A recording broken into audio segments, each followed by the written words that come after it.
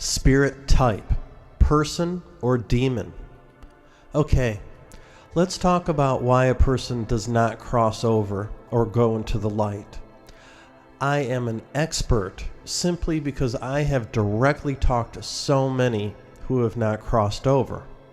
Most paranormal investigators think that the main cause to not cross over is because the person doesn't realize that they are dead. They don't realize that they've died. Yes, this is one of the reasons, but not usually the most pronounced. The death process goes something like this. The person dies, and then they realize they are dead. They see their body lying there on the floor or on the bed, and they usually know that they have died. But some of them avoid going into the light because they have unfinished business, or they want to console the people who love them. The spirit does feel a gentle pulling toward the light. They do feel that, but they ignore it and they fight against it because, well, we do have free will. We are not forced to return home. You see, the perceptions on the other side are a lot different than they are here. There is no time, there's no space. So if a spirit doesn't return home for what would be a week, or haunts a castle for 400 years, it really doesn't matter. They will eventually return home at some point.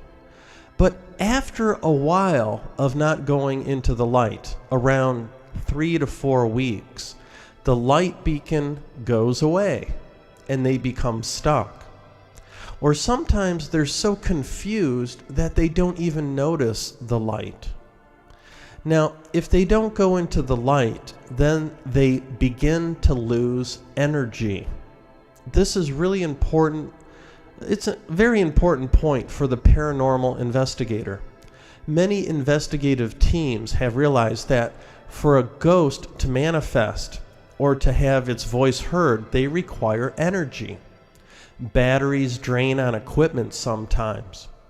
Ghosts are more active during lightning storms, or near running water, or locations where there's like a vast amounts of mineral deposits in the earth that channel energy. So if the spirit doesn't return to the light where its energy will be restored, they lose more and more energy. As time goes by, they become trapped. There is no light, they don't know how to move on, and they are basically existing but in a diminished state of low energy. This is why attachments to the living happen so often. They use the living as a battery. They become a lot like a tick. They're attached to a host. Some come and go, but many simply remain attached to draw energy from the living person. The unfortunate thing about this for the host is that the emotional and physical state of the spirit influences the host. For example, if the spirit had depression, was an alcoholic, and had maybe a bad knee, well, those traits can and do transfer to the living host. So, spirits do not cross over because sometimes they don't know they've died, yes. Some want to stay near the body, hoping for reanimation of that body. They're confused, or they don't want to leave someone or some location behind. Sometimes spirits just don't know what to do when their physical body dies, so they stay on the earth plane and can attach to living people or remain attached to a specific location.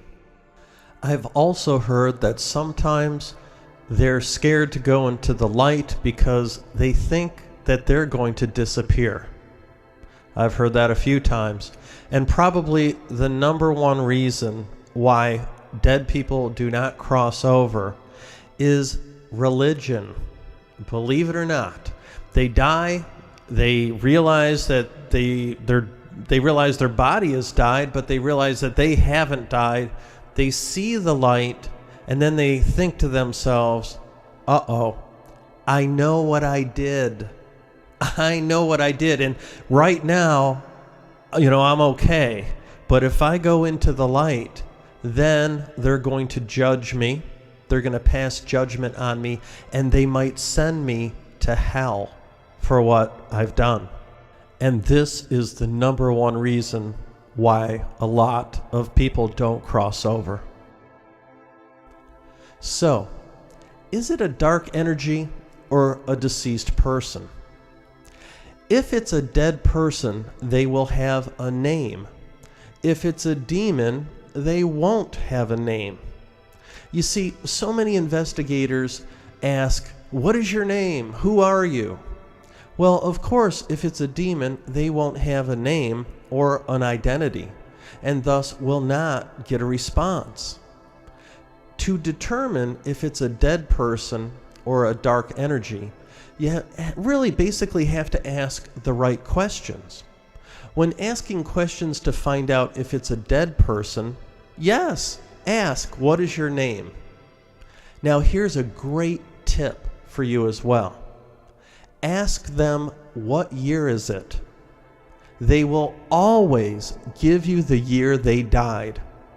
This is one of the first questions I ask when I'm in a session and my client has told me that the part that's causing their problem is not a part of them. I'll ask, "What year is it?" And if they say something like 1943, then I know it's a spirit, and I know that it used to have a body and was a person. At this point, you know that it's a person, and then you would just talk to it as you would talk to any living person. If you've asked for a name and asked what year it is, and you're not getting any responses, then I would take a different approach. Be more forceful in your voice commands. Be a vocal actor. Use emotion when asking questions. Something like this: "You have been discovered. We know that you're here. I know that you can hear me. I know that you are here. Verify that you can hear me by saying the word yes. Say the word yes now. Did you ever have a human physical body? Do you have a name? Say the word no if it's no. You have been discovered. If you've never had a human physical body, then say the word no now." A great example as to how to use your voice inflections is how the paranormal group Everyday Paranormal use their voices when provoking. You can watch their show on Netflix. Many demons don't want to be found. Some don't care. So either way, talk with emotion and a heightened energy level.